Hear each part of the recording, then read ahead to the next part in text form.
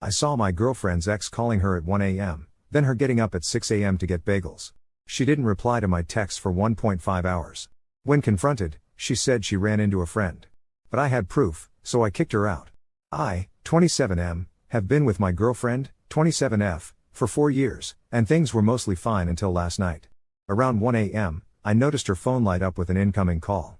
She immediately pressed ignore and turned the screen away from me. I only caught a quick glance, but I recognized her ex's name.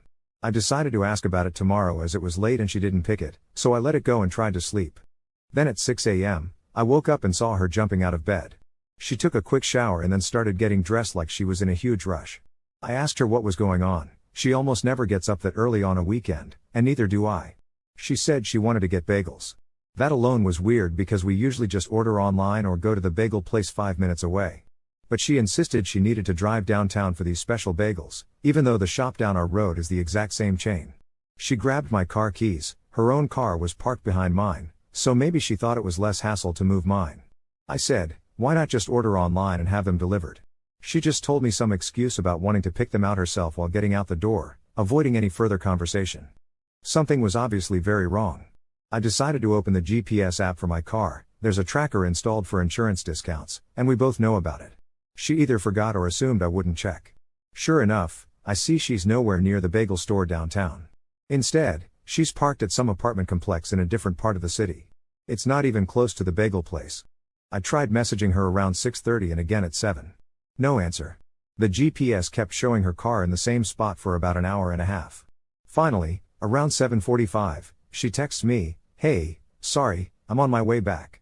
I ran into an old friend and lost track of time. Almost home now." Except she wasn't on her way back yet. She was still sitting at the same apartment complex. Then, after I'd been staring at my phone for another 10 minutes, I saw the little GPS dot finally start moving. She drove straight to the actual bagel shop downtown, stayed there for maybe 5 minutes, then headed toward our place. She thinks she can just hand me a bag of bagels and some made-up story about bumping into an old friend. The late-night call from her ex, the rush to leave, the shady apartment, the delayed texts, we all know what happened. I'm furious. Part of me still can't believe she'd do something like this. But I can't ignore the reality. 4 years down the drain. I am going to confront her as soon as she comes. Update. Hey everyone, I know this is coming a bit late, but I've had a lot going on since that morning my, now ex-girlfriend decided to go get bagels. I'm finally sitting down with some free time, so here's the full rundown of what happened. When she got home, I was waiting in the living room. She walked in carrying a small bag of bagels and tried to hand them to me like everything was normal. I said, "So, where were you, really?" She got this weird look on her face and said, "I told you, I was at the bagel store. I even grabbed some extra everything bagels for you." She tried to act casual, like I was making a big deal out of nothing. I said to her, "Cut the bullshit. I know you weren't there." She tried her usual routine. "What do you mean? I told you I ran into an old friend and lost track of time, that's all. Didn't know you'd react like this over a minor thing." Then I opened my phone and showed her the GPS tracker. I told her exactly where she'd been parked for an hour and a half, nowhere near the bagel shop.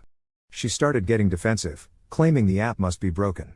She tried to say stuff like, "Those insurance trackers aren't always accurate," but she knew I wasn't having it. So she changed her story. Fine. I admit I met an old friend at the bagel store, and he asked me to come to his apartment to see his girlfriend and baby. We were just catching up. I didn't want to tell you because I knew you'd react like this. She told me the name of some guy from her high school that she'd mentioned in passing a while back. But as I mentioned before, she went straight to that apartment without even stopping at the bagel shop first. I lost my temper.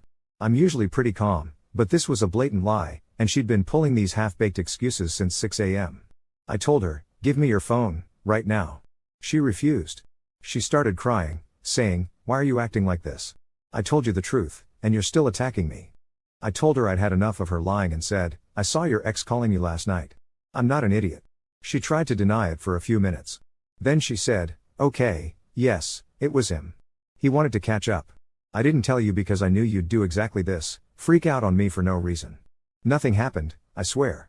She swore up and down that it was just a harmless conversation and that they didn't do anything. She said, "If you want, you can call him. He'll tell you the same thing." But it was over. 4 years of dating, but she was so quick to lie. If she's capable of that once, it's hard to trust she won't do it again. I told her, "I'm done. Pack your things and be out by the end of the day." She started crying even harder, begging for another chance. She kept saying, "I'll block him, I'll never talk to him again, please just listen to me.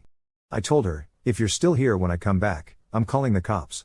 I left the apartment, grabbed my keys, and drove to a buddy's place. My best friend from college, let's call him Anthony, lives about 20 minutes away, so I went there. The entire drive over, my phone was going off. She was calling and texting nonstop. Her messages were, I'm sorry, please talk to me, and why are you doing this? It was nothing. I ignored everything, just blasting music to keep myself calm. By the time I got to Anthony's place, I was exhausted. Anthony's known me since freshman year, and he's met my ex plenty of times, so he knew something was seriously wrong.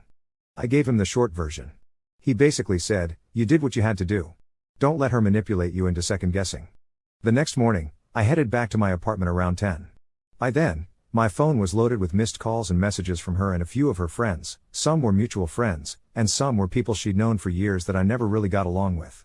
They were saying things like, you're overreacting, she didn't even cheat, or dude, talk to her, she's a mess, or why are you throwing away 4 years over a misunderstanding? I ignored them. When I got home, the place was empty except for her key on the kitchen counter. Most of her stuff was gone. She took some furniture that was hers, too, but left the bigger items we'd bought together. I spent the rest of the day blocking her on social media, phone, everything. Any friend who texted me about her also got blocked if they kept pushing me to hear her out. I didn't need that drama. Over the next few days, she tried emailing me from multiple addresses, but I blocked those too. The one time I did skim her email, all I saw was more of the same. Nothing happened, we just talked, I only lied because you're so jealous. I wasn't having any of that. I've never been controlling or jealous, and everyone who knows me well, knows it. It's been 2 weeks now, and I'm already moving forward. I spoke to our landlord and got her name removed from the lease. I'm not sure where she's staying now, and I don't really care. A couple of our mutual friends are also giving me the cold shoulder, but the ones who actually understand the situation or at least respect my decision are still around. I'm not going to lie, it's weird being alone in the apartment. We'd shared it for around a year after we both turned 27. Thanks to everyone who read my original post. Life goes on, and I'm doing alright. Started going out more with friends, focusing on my work, and just trying to move forward. Sure, it sucks that 4 years went down like this, but I'm glad I found out who she really is before we got married or something.